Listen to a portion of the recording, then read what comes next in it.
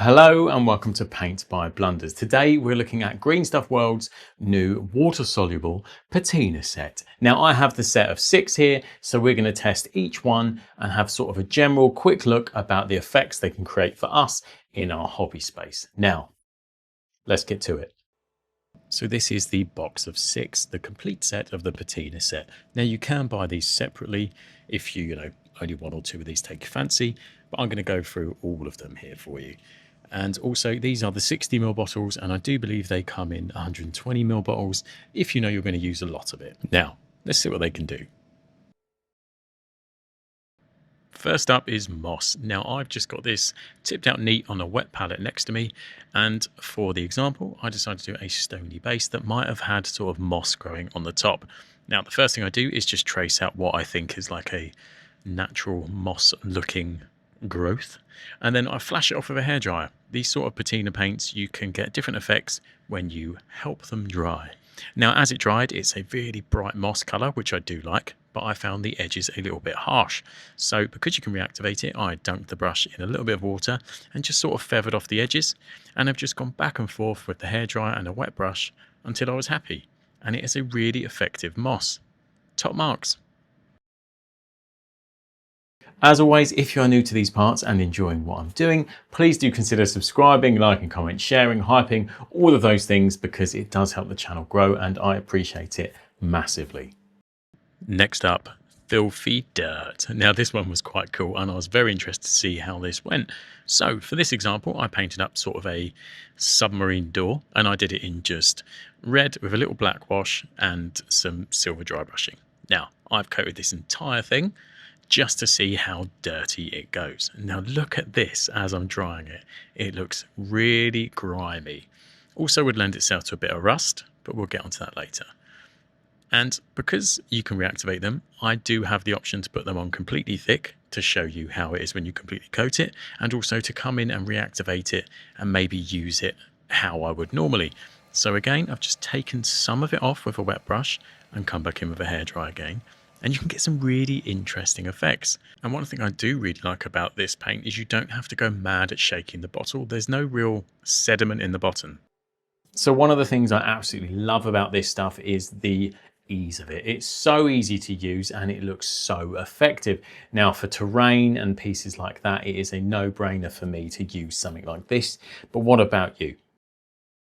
Next up, Turquoise Oxide. Now I was quite intrigued by this because this also sort of lends itself into like a Verdigris sort of realm as well. Now I just did a solid molten bronze door for this. Again, completely covering it just to show you. Now when I dried this, one of the things I thought was I wanted it a bit thicker, which sort of encountered the first issue as such. So when you put on a second coat, for instance, because obviously the second coat is wet, it reactivates the first coat. So you're not always getting the most thicker second coat, but it does obviously apply a thicker coat. Now the other thing I wanted to do was water this down on my wet palette. So this is 50% water and 50% turquoise oxide on the wet palette, because I wanted to see if I could do something more subtle. And it was really effective. Like, check out how this looks after I give it a little flash of a hairdryer. Much more usable and subtle for your army.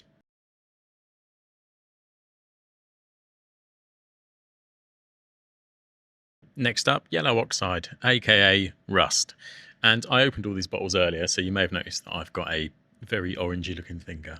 So obviously coating this nice and heavy just over a door and then flashing it with a hairdryer. Now this rust I absolutely love. This was probably my favorite one. Now I don't know if the video is going to pick it up, but there is so many subtle color changes. So then I thought, obviously, I will wet it and reactivate it to have a little bit of a lighter rust effect on just the top of the door. Now, for me personally, I do like the result, but it did leave a slight yellow tint to it, which I wasn't a massive fan of, but that did ease as it fully dried. Now, I said I was coming back to this filthy door because it was almost rust-like. I wanted to combine adding some rust to the filth, and it worked beautifully. Just watch how this dries. Fantastic. I've now got subtle rust on top of that dirt. Now this looks fantastic, and I would definitely be utilizing both of these in future videos. Okay, one more test for the rust. Now I've got this little fella from Warp Miniatures that I use for a D&D campaign. Now I want to do a part 2 where it's going to be set in a few years in the future. So I wanted to just rust these up and see if I could just literally apply one coat and see how it would look. And the result was brilliant. I think these look so good from just adding that one coat. And now I'm going to show you the before and after sort of thing from one that I haven't applied that to. Really nice rust. Next up, Verdigris. And Verdigris, if anyone knows me, I absolutely love. Now, I think this is a little bit too dark green for my sort of personal preferences. I would like it to sit somewhere between the Turquoise Oxide and this, which brought me on to my second test. So my second test, I did another small shield, but I decided to put the Verdigris on first and then try to add the blue oxide on top, but a slightly thinner version. Now I know it's going to reactivate when I add that second wet coat, so I was hoping it would add a nice blend between the two.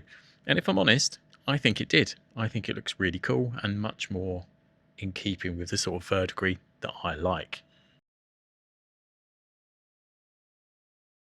And one little test I wanted to try was if I had a slightly damp dry brush, could I sort of essentially dry brush the edges just to take it away instead of, dry brushing it with the original colour. And it does work, but that's down to you.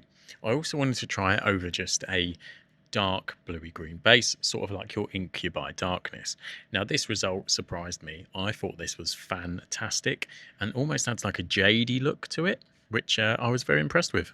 So as I'm testing these, you can probably see that they're very similar to the dirty down sort of weathering effects. If you'd like to see me do a shootout between the two products, happily do it, but do let me know in the comments below if that's something you'd like to see. So, Soot Black. Now the example on this was like a skulls in a fire, so they'd be sooty, but I was thinking, oh, that's quite niche for me. I'm going to try doing something a bit different. So the first test I did was this red base. Now what I wanted it to look like was some sort of ashen wasteland with some sort of reddy heat underneath. I don't know, I just thought it would be an interesting thing to see if it worked. Now I actually really like the result, but I wanted to add a second coat. And again, we have the problem of it sort of reactivates and can get a bit patchy.